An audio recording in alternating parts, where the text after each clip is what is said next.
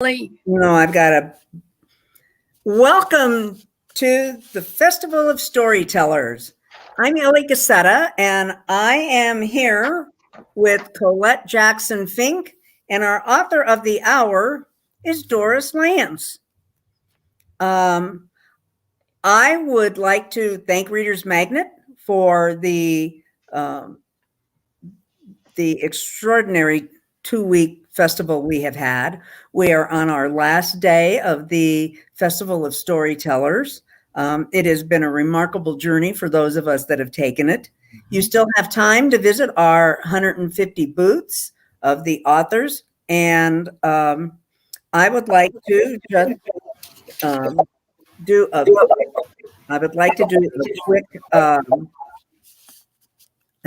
quick intro of myself, and then I will introduce our panelists, Colette Jackson Fink, and then we'll introduce our author.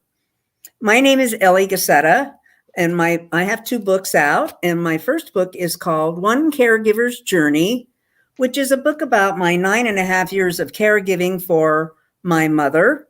And it is an easy read. And it's basically a snapshot into the realities of the changes and the challenges of being a caregiver. My next book, that was just recently published by ReadersMagnet, is Generations of Good Food. And it is a compilation of 200 recipes of my mother's Italian family. So if you're hungry, and it spans 6 generations. My booth is Generations of Good Food. Please visit it. Watch my video. You'll be very hungry when you get done watching my video, and you'll just want to bake and cook.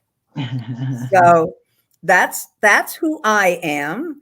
Let me introduce our panelist, Colette Jackson Fink, who's author of the hour. We just finished last hour. Colette is a female, a Persian Gulf veteran for this country. Thank you for your service, Colette. She studied police science. She's been writing short stories, novels, articles, blogs, speeches, and poetry. She's the recipient of many writing awards and commendations, including the Editor's Choice Award, Accomplishments of Merit for Literary Accomplishment, Certificate of Poetic Achievement, and the President's Award for Literary Excellence. She's a speaker who has given presentations to such events as the American Model and Talent Conference. She has taught respiratory therapy to students in the military. Welcome, Colette. Thank you. I am very honored to be here. Very honored to be here. Thank you, Eleanor, for that wonderful introduction. Oh my gracious! My ego is just soaring somewhere above the roof. Give us a couple. Tell the audience. Take a couple of minutes to briefly tell us about your 2 books and about you, and then we'll move right on into Doris. All right. Well, my first book here I have is Daughters of Twilight. And that was the introduction to a trilogy that I'm writing. This came out 2014, and it is a science fiction romance novel. It entails about a man, a special ops military man who falls in love with a young lady who is a war angel that comes out of a pyramid that comes up into the Midwest through a cornfield. It is fast-paced, it is action-packed, and it leads to the novel that I am presenting today is Sons of Twilight. This continues the saga that is the trilogy. And it continues to let us know what happens to Dane and Asia as they go on this high adventure of action and espionage, and how they are surviving, living on the surface and within this pyramid that their tribe and their species has continued to live in. And then this will take us to the third novel, which I am working on, Children of Twilight. And that's going to be tying up the ends to both the first and second book. And again, it is a sci-fi that is action-packed, full of romance, full of survival. And I tell you, right now, I am just so excited about this convention and this Arthur.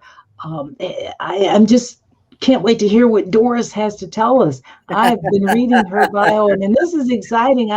You may have inspired me to write another book. I'm going to introduce our featured author, Doris Lance, and give you a quick synopsis of her book, and then we're going to let Doris have the rest of the hour. All right. Doris Lance is the author of Botanical Reflections. It is photographs of wildflowers in their natural environment, while she has logged over 5,000 miles on foot. She has trekked below sea level in Death Valley, California, to over 11,000 feet in Patagonia, Chile.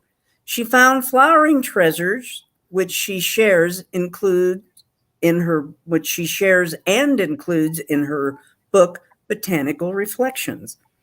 The numerous discoveries are sketched in black and white, appear in the Botanical Reflections, along with an encouraging quote and space to write about what thoughts and feelings you have each day, and also to gain inspiration for the reader. The Isles of the Sky in Scotland, the Machu Picchu Trail in Peru, Mount Fuji in Japan, ancient Bristol Cone Pine Forest in California, plus Patagonia, Chile. The list of exploring continues as she has been off the beaten path as a wandering nomad. Currently an emeritus instructor at Cuesta College in California, she has acquired a Bachelor of Arts degree from Western Carolina University in North Carolina, as well as specialized graduate studies.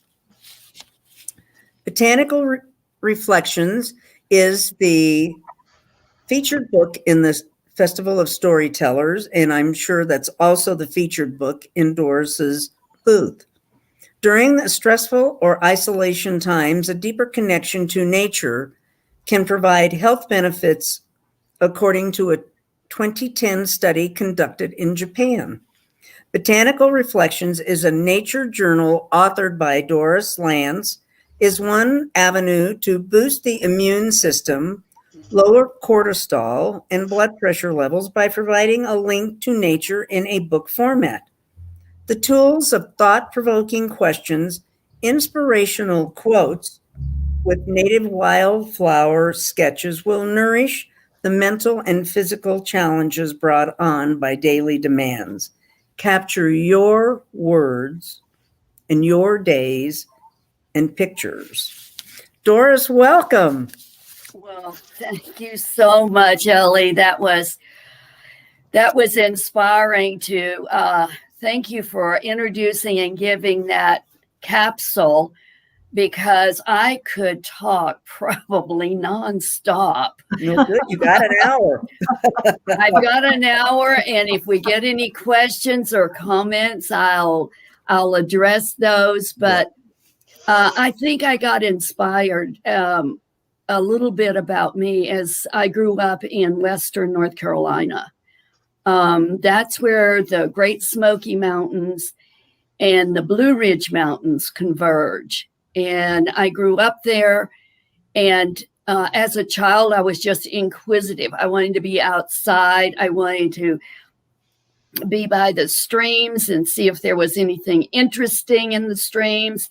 I wanted to see the flowers. I wanted to smell the blossoms on treks or hikes that my family, and they weren't really hikes. I mean, on Sundays we'd we'd just walk in the forest. There's Pisgah National Forest. In Virginia, there's the Shenandoah Valley. There's so many places just to drive your car and get out and take a stroll. And that fed into my desire to want to explore. And I've been exploring ever since. Well, we've already got a comment from the audience, ladies. And the comment is a globetrotter, a military woman, and a caregiver all in one session. Oh, this will be a fun conversation. And I think it will be, no doubt in my mind.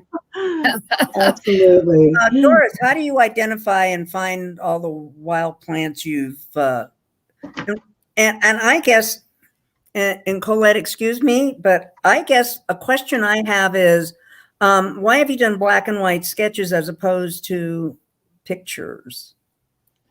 Where do you find them, and how come how have we gone that way?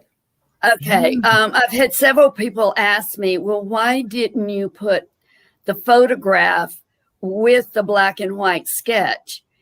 And there were two folds. I wanted people to go and explore and see if they could find them themselves, number one. And number two, I wanted them to express perhaps, it's like not coloring in the lines, but express the colors that they would see or they'd like to see or they would like to create.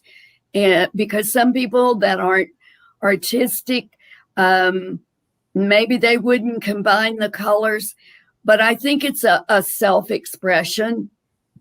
And where I find them is below sea level in Death Valley. Badwater Basin is 260 feet plus below sea level. Really? Yeah. Wow. And if you ever go there, make sure you go in the spring, because one of my favorite flowers is the desert 5 spot, which I have in the book. And the reason why, you look out over the basin and it's just salt flats, and it looks like concrete, and it's like nothing could grow here. And one day I was taking a hike out through Badwater Basin, and I see this pink, bright pink, and I thought someone had left a wrapper on the valley floor. And I was ready to go get them. It's like, how dare them put their trash and just be so disrespectful of this sacred land. And I got to the point and I looked down, and it was a wildflower surviving in the harshest conditions. Do they not have because the desert is notorious for blooming in the spring, Doris? Yes. I mean, I've never seen anything like that's as beautiful as the desert that blooms in the spring. Does Death Valley not bloom in the spring other than this little guy? It does. It does. There's several coreopsis blooms there, and it depends on the precipitation that falls in Death Valley. I mean, it could be 1 or 2 inches a year, where back east, 1 or 2 inches could happen in an hour. Mm-hmm. If it gets more, like 4 or 5 inches in a year, they say that's every 10 years. Wow. That Death Valley gets some rainfall that will really produce what they call a super bloom. And a super bloom, the word super is about the best way to describe it, because here is gray, mud, sand, shifting sand, and here's these flowers of every color. This is the sketch of the desert 5 spot that I wanted to show you. And it looks like a tulip, almost like the 5 leaves fold up and around the center. And I got to that, and it's very short because the roots have to go down very deep to get any kind of nourishment to hold the white rainfall that comes. And you look down in the center, and here's 5 beautiful purple dots. And so I started at below sea level, and I think the highest that I've been is 13,000 feet in Patagonia. So what was the audience, we're getting questions from the audience, Colette, jump in whenever you want. What was All your right. aha moment to create this book? Well, I think people who saw my photographs and heard some of my stories. You know, this is the Festival of Storytellers. And I have a story to tell about just about every adventure that I've gone on. And they kept saying, well, where did you find that? I've never seen that. And I said, when was the last time you were at 9,000 feet? Because that's where I found that Columbine. Or, you know, where did you find, excuse me, some of these things? And it depends on the elevation and the rainfall a lot. Wow. Well, Wow. I'm in Colorado, so I see lots of columbines. Yes, you do. And, you know, Ellie, I found this out. I didn't know this until I was hiking. You know, I thought columbines only came in like one color. It's Gosh, no. No, it's the soil. It's the ingredients in the soil. And I was hiking in the Eastern Sierras near Mount Whitney, and I saw a white columbine. Mm-hmm. And I came back and I said, how can that be? Well, it's the soil that is there, and the minerals and the ingredients in the soil that give them their color. Wow. That's amazing. I do notice, you know, I was reading here where you have traveled so many different places. Do you ever find that there are some hazards that you run into, such as, now you had mentioned something earlier about a tribe that you had came in contact with. Are there any type of different regulations concerning, you know, going into their area and seeking out certain flowers and plants? Did you There have? are. Okay. That's a real good question, because respect for their native land is very precious to me. And to me, that's sacred land. And Havasupai people at the bottom of, well, they're the Supai, Supai. That stands for people of the blue-green water. Mm-hmm. And I waited 2 years to get permission to come to their canyon. And it was, you know, I think the National Park Service has leave-only tracks and no trash. Wow. Okay. Because some people might be a little disrespectful. And when you consider that that's where they live 24/7. Sure. Mm-hmm. So Doris, did you get to go into the blue-green waters? I know we talked about that, but I was running back and forth here before our session. Did you get permission to go into the blue-green waters? Did you get to swim and dip your toes in them? After I hiked 10 miles down From that. Imagine that. I think the trailhead's at 5,200 feet, and hiked down to like 2,000 feet. So I hiked down over 3,000 feet. And when I got there, I thought I had seen blue-green water in Chile when I was in Patagonia, because glaciers, as they melt, have different components and different organisms, and it changes the color of the water. But this blue-green water, there's 7, I believe, close to 7 waterfalls at the bottom of the canyon. However, you got to hike another 4 to 5 miles between them to get to them. But I've never seen water. I've never seen water in all my travels that beautiful. And they do form natural pools. And you bet I was in there. You bet Was it cold? Are they cold pools? Are they like a mineral pool that is naturally very warm? I would say not warm, no, but they weren't they weren't 55 degrees like they are when I hiked at Lake Louise in Canada. But it's it makes, let's put it this way, makes the skin kind of come alive. Wow. Yes, absolutely. Hey, now that I think about it, that you said that, have you been come across any plants that are that have caused you to have any type of reaction to them, allergic reaction, or anything along those lines that you've ran into a problem with? Or I have. I've really. I do my research. You were talking about hazards before, and I know that both of you, being authors, realize that before you strike out on a journey, do your research. And I make sure that I know the weather, the temperature, the topography, the flowers that could be blooming, and prepare for that. But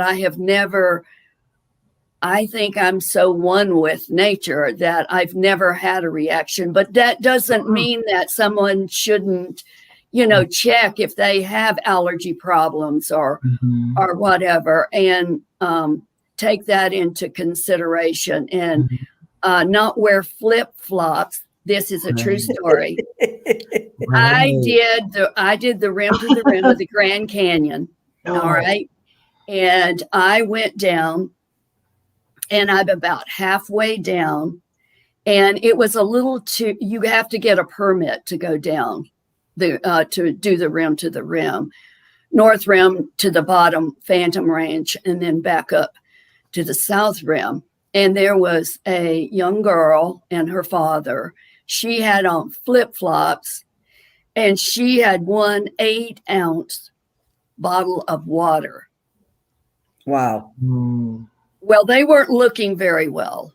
And I asked them, I said, if I see a ranger, do you want me to tell him that you're not quite prepared to go down? And they were from outside the U.S., and this was like 3 years ago or 4 years ago. And they did have to have some assistance because they weren't prepared. They did not take in consideration that nature is loving, but it plays by its rules.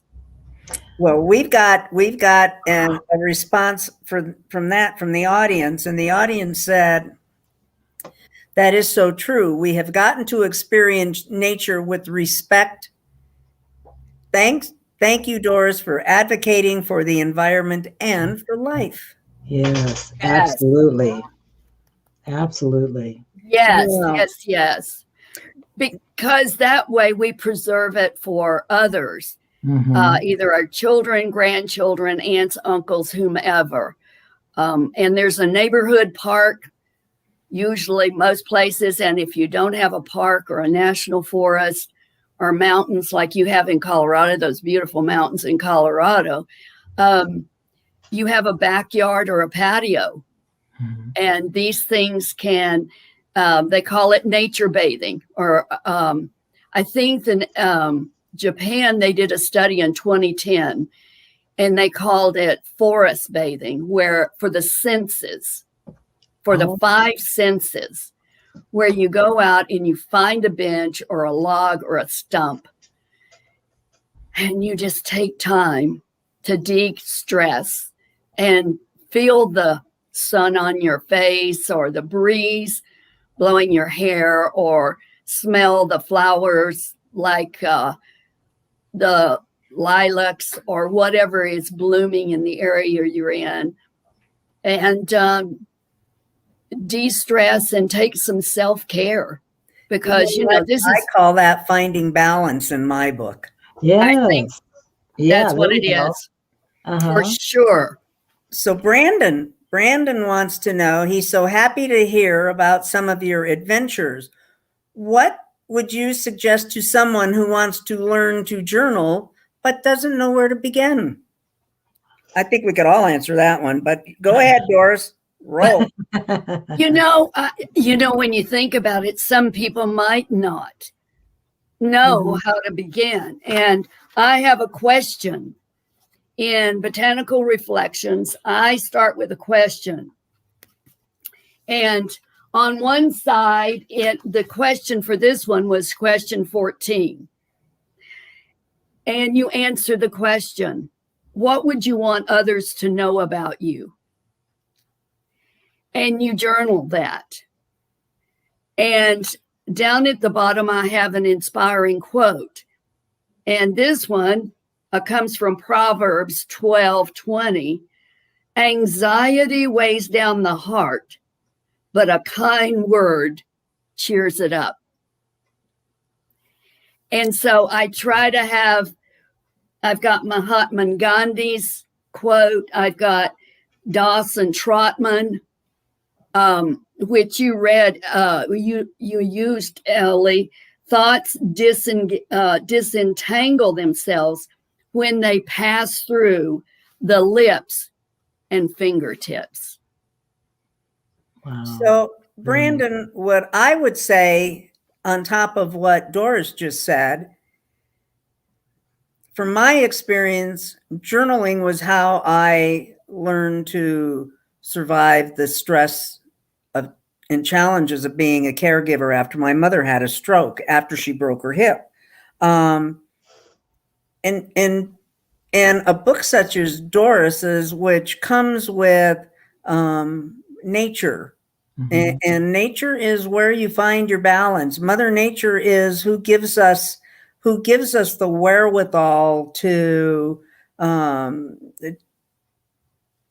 decompress, is a lack of a better word. Yeah. It's the Mother Nature is where you find all of this. And I mean, Doris, I don't know firsthand, because she has communed with Mother Nature in a lot of places. Yeah. And it's funny. I was just thinking, as I was listening to you speak, how around the Midwest, we have a lot of walkways, a lot of trails that we take, and a lot of the joggers use them, quite a bit of the bicycle folks as well.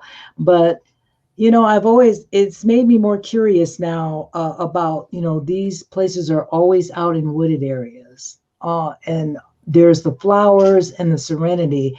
And I think just listening to you here, it has given me a new appreciation of it. It really has. I mean, I liked it before, but now I'm going to look at it differently. This very natural and pure type of environment around us that I know we so often we don't appreciate. So I tell you, your book, these plants and the serenity. I mean, I'm still caught up in the 90-foot waterfalls you were telling me about. I can imagine, seeing something so beautiful and pure, right? And I did have a question for you. As far as when you take pictures of certain plants, have you ever found yourself camping out overnight, trying to do a time lapse type photography or film of plants growing within a 24-hour time? I have not. I have enjoyed. Now I have camped out. We've slept on the ground many nights. Okay. But I certainly enjoy, and for any photographers that are in the group, because this was funny. One time I had an exhibit at a library in Paso Robles, California. And one of the visitors said, "What kind of camera do you have?" Yeah. And I said, well, and I've got it right here. I said, I have a Canon. But if you've got a cell phone, the pixelation of cell phones now has gotten so sophisticated. Yeah. And I had another viewer come up to her and said, the camera makes a difference, but it's the eye. It's the eye, yes.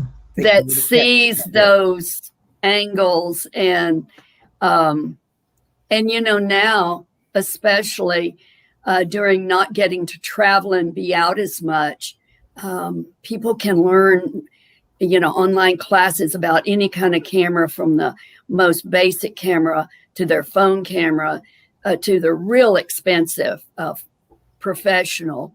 Right. But one place that I did see time-lapse photography was in Rhyolite, Nevada. And the night sky, Rhyolite's a ghost town now, but it was a bustling gold mine and then silver mine, and just right outside of Death Valley. And you just look at the night sky, and the guy was being able to capture that. And you're just in awe because there's no street lights. I mean, you got to have pretty much a 4-wheel drive to get there. Wow. Okay. Yeah. Oh. It is a wow. Have you trekked any of the 14ers, as they call them here in Colorado? I haven't in Colorado. I've done some in, they have the 9ers, and they're called peak baggers. You go to the peak, and usually there's some kind of ammunition box or a metal box, and you sign your name and that you've accomplished and gone to that particular peak. And Colorado's one. I mean, there's so much to explore in the U.S. and in every state. Right. Like Utah has slot canyons, and so does Nevada. Colorado has they have more species of flowering plants than most places. North Carolina has the blooming Venus flytrap. Wow. And some of these flowers don't bloom every year if they have not had proper moisture. They bloom like every 2 years, every 3 years. So the waterfall, the water density and the amount in the soil really determines when they bloom. So what do you drag with you when you go? I mean, what do you take? What are the must-haves and what are the nice-to-haves? And yes, you told Colette and I beforehand that you used to carry a 50-pound backpack, but you don't do that anymore. Now, if you got that much to haul, you hire somebody to as a Sherpa to go with you. In Colorado, you would hire someone with a llama. Oh yeah, they do that in the Sierra. Here in you can find them in near Aspen when people do the backpacking. That they have llamas that are just for that. What do you take with you in your backpack? What do you have to have? Well, before you get to your backpack, you need shoes. The best shoes you can afford. Don't try flip-flops in the Grand Canyon. I would say the best shoes you can, and water, either a water filter if you don't want to carry the weight, or if you're just beginning and you're only going to do the park and maybe do the pathways that are laid out in some states. Make sure you have enough water, and always snacks and your camera. I mean, snacks. I mean, you want to make this an adventure and you want to enjoy it. So those are the essentials. And then the other extra little things you can add as you get more experience. But I just want to encourage people to move. Motion is lotion. Indeed. For the body. Absolutely. Oh my. I also had a question here for you. Have you had an opportunity to go to Washington State to just observe how Mount St. Helen, the area around there, has regrown, and how nature has regrouped since the eruption of Mount St. Helen at all? Have you gotten that? I've gotten before that I was Okay. up in the Cascades, but I went in Yosemite Okay. and north of Yosemite when there was the devastation of Mm. a wildfire that was just, I mean, I couldn't imagine it, and it was breaking my heart when I would even not be on foot and just trying to get to the trailhead and see that everything looked charred. But in the Sierras, I got to tell you, nature is resilient. Because 5 years later, I went back, and there's actually a flower that grows after a huge wildflower, and it's bright red. And the vegetation was coming back. It's like you cut us down, but our roots were still alive. We got some water.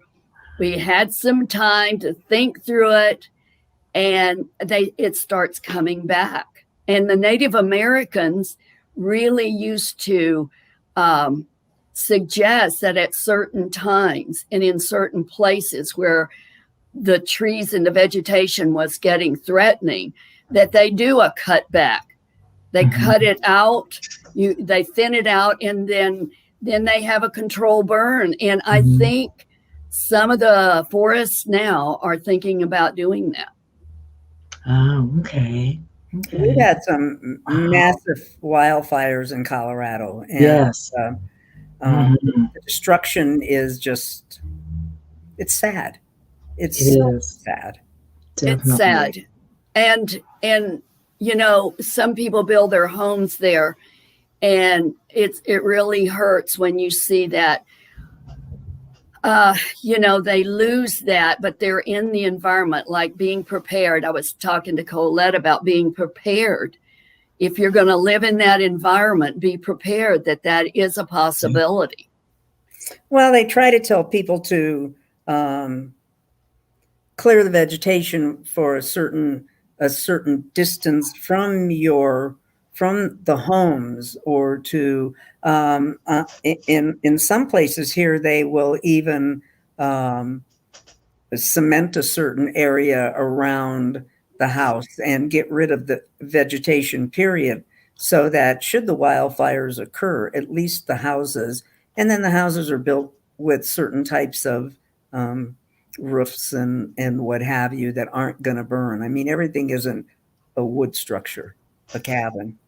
Well, and that brings me to a point that I try to remember every day is the here and now are the parameters of your life.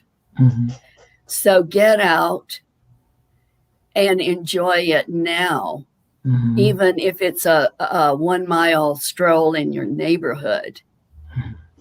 Make time, or you'll have to take time for illness sometimes, because there are health benefits to being, and it might be swimming, it might not be hiking, it might not be walking, but it could be tennis or golf, or just to be out in nature.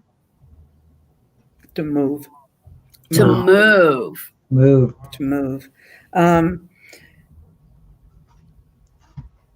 I have to ask. Oh, I'm sorry. Eleanor, were you about to say something? I just had a quick question again for Doris, and it concerns your photographs.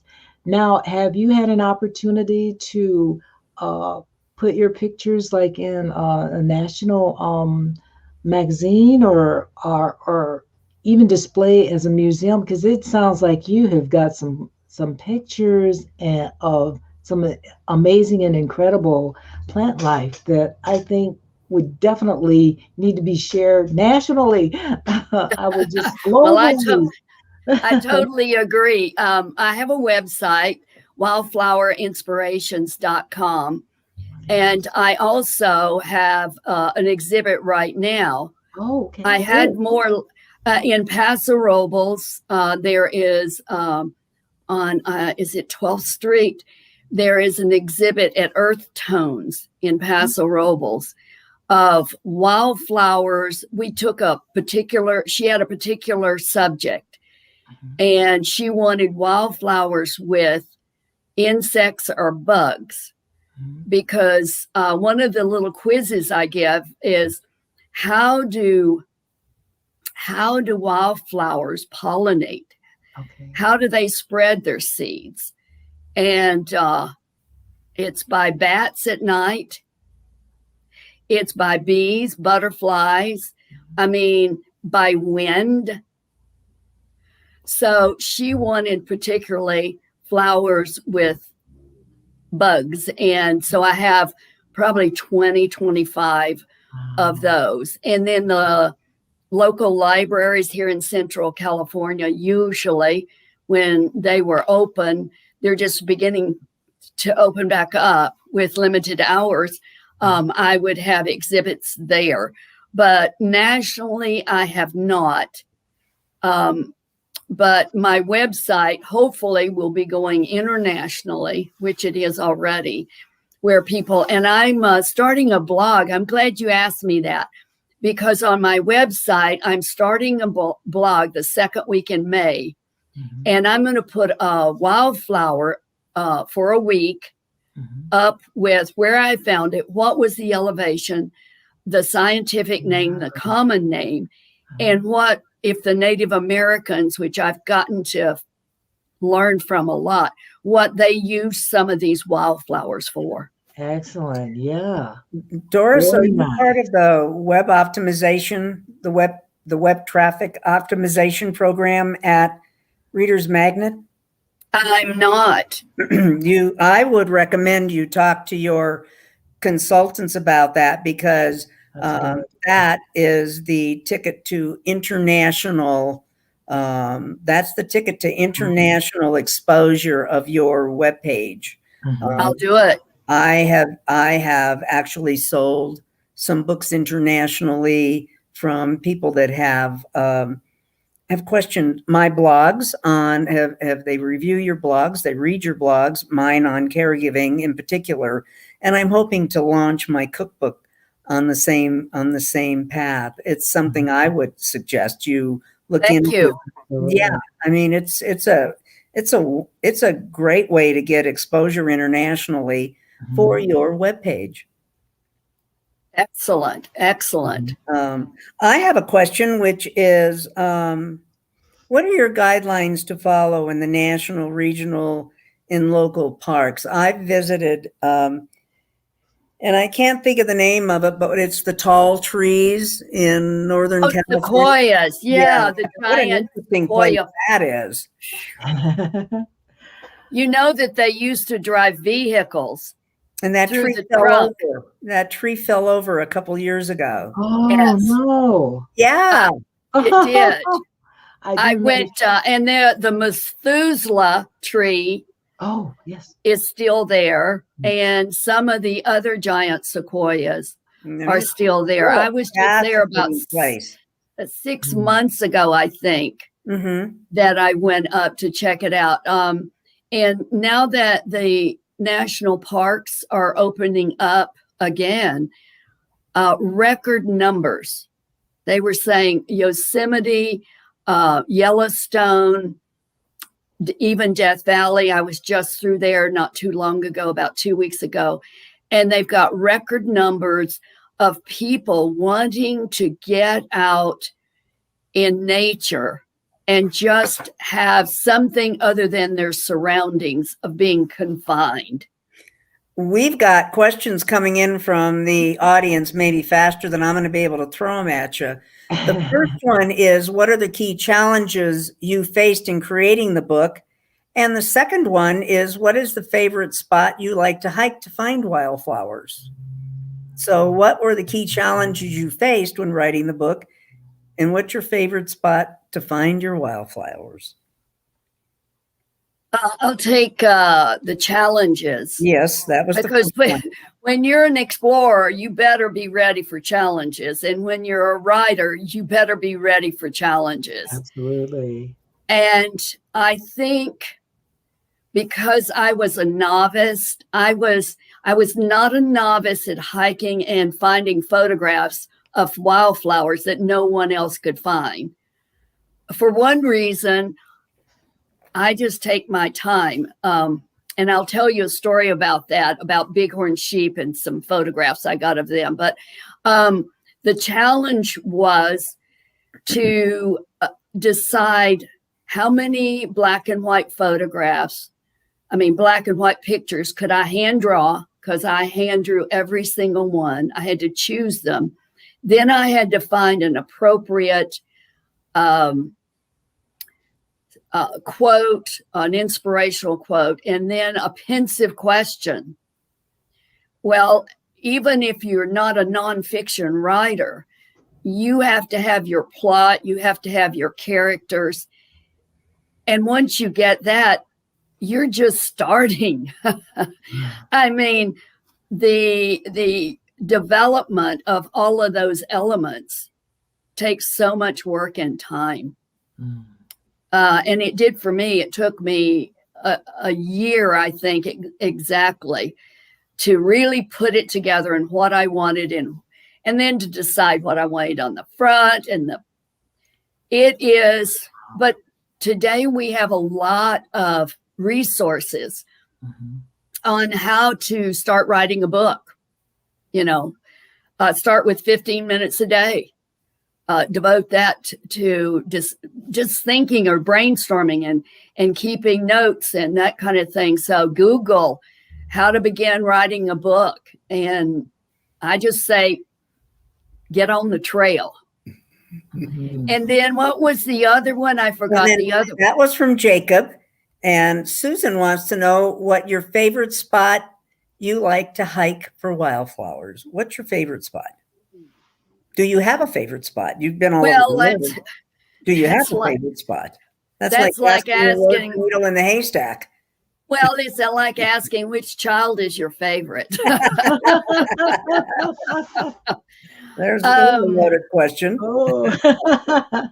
I think it has to do with elevation more than it does a favorite spot, because I can begin looking for wildflowers on the coast of California or the central coast and go to lower elevations like to 3,000 feet in the Sierras or the Appalachians.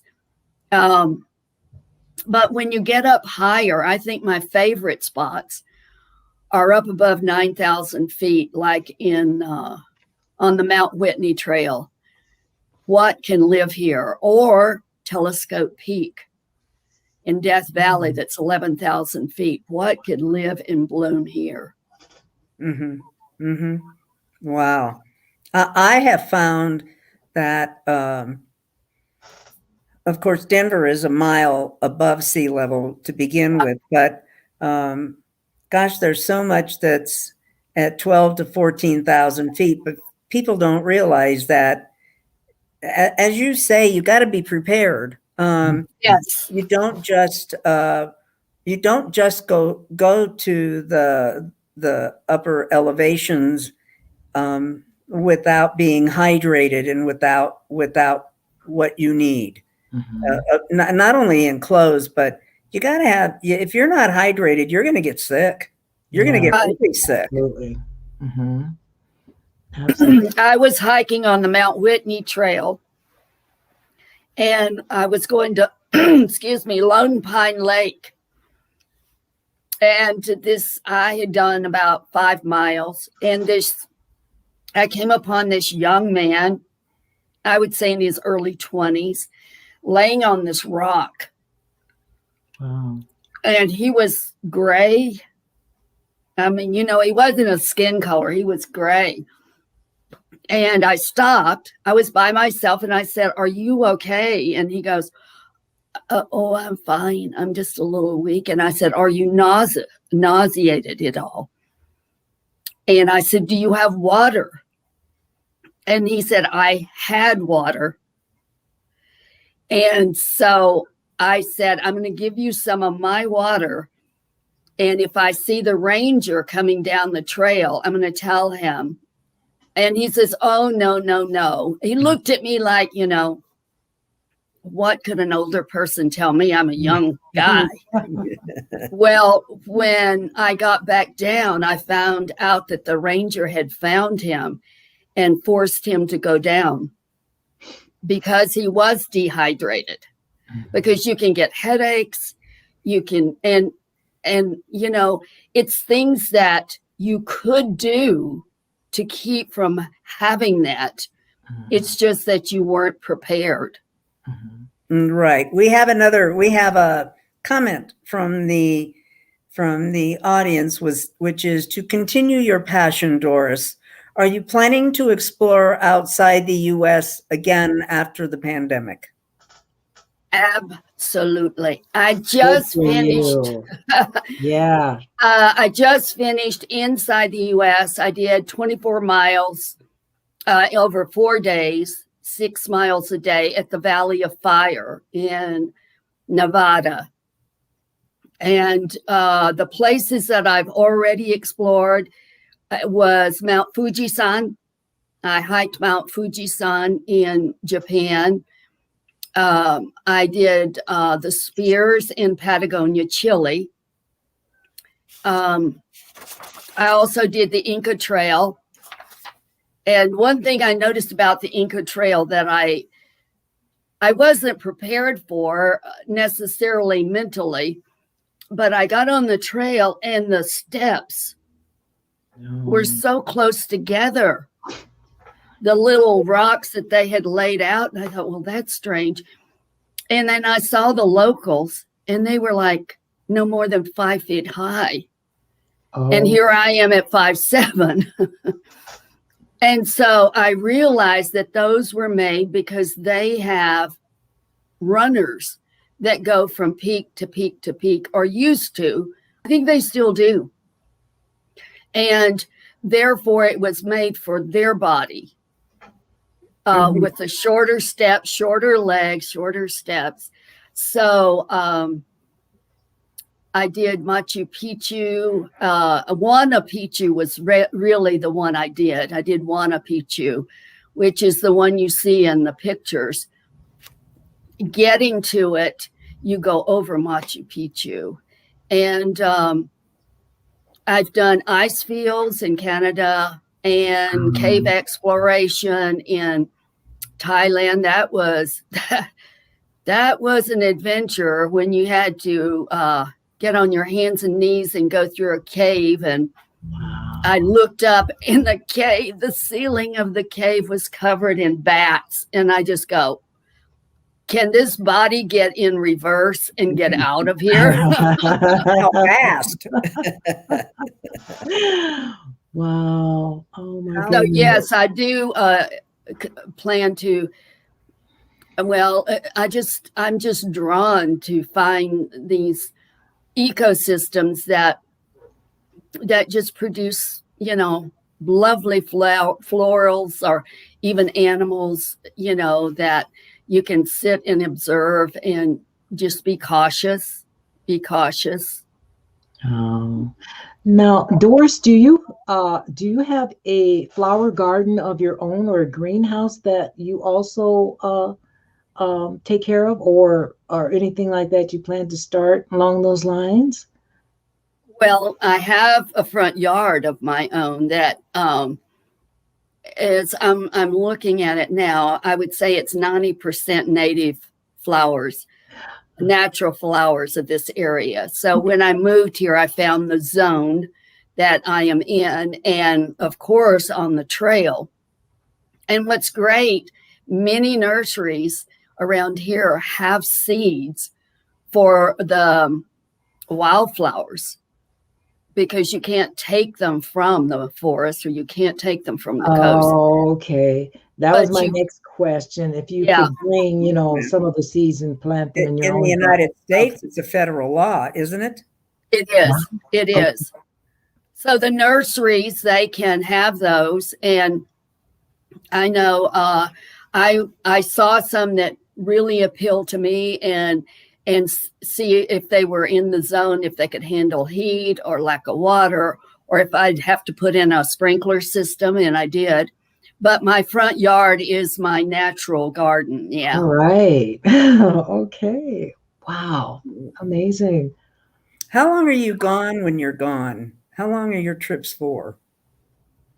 Well, the one that I've taken that I probably wouldn't do again was 19 days, I think. That's a little too long. Wow. Almost The- 2 weeks. Yeah.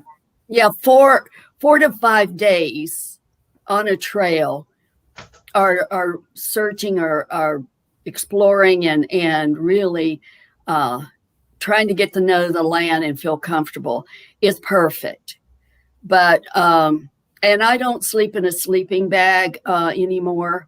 I will do hut to hut because that is very popular in Europe. Okay. Slovenia is a jewel, and you can hike from hut to hut, and they transport your goods as you go along the trail. But hiking and sleeping on the ground anymore has evolved to hiking and sleeping in a yurt. Because I want a little comfort if I'm going to think straight Oh, By yes. all means, dirt is going to be comfortable. My idea of comfort would be a Marriott. Not dirt. Well, that'll work too. I don't think there's a Marriott on the trail, right? No, but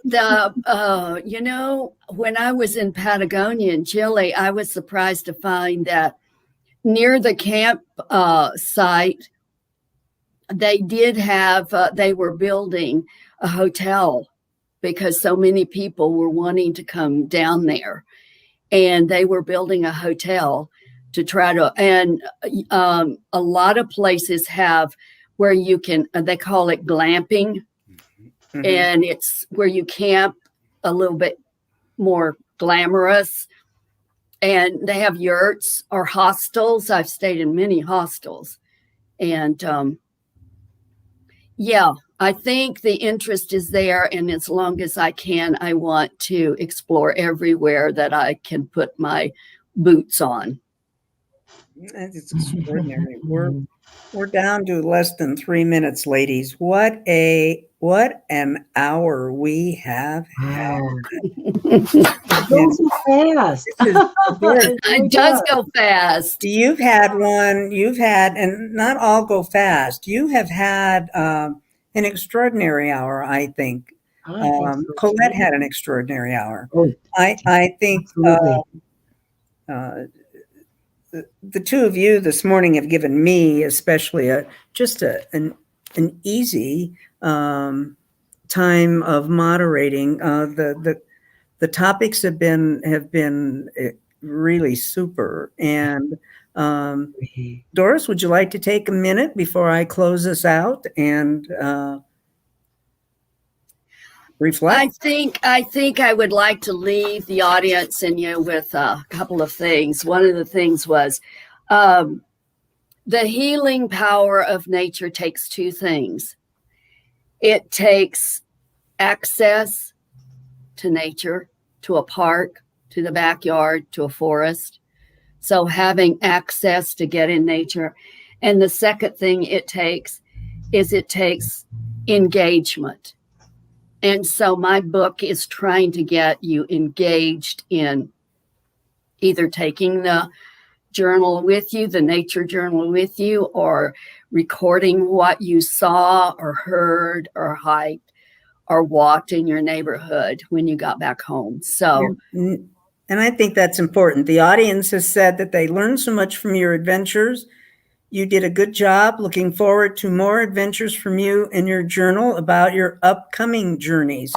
And I would like to say this has been fun, ladies. It's been great. It's a great author of the hour for Doris Lance.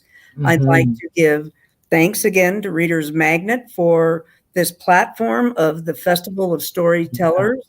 Invite you to visit each of our booths. Mine is The Generations of Good Food. Colette's is The Sons of Twilight. Mm-hmm. And Doris, I've lost your book. Doris's Botanical Reflections. Right. Thank you, Reader's Magnet. Thank you, everyone, for coming to the hour, the author of the hour. And we hope to see you and the others. To that, I would say stay safe and bye for now. Bye.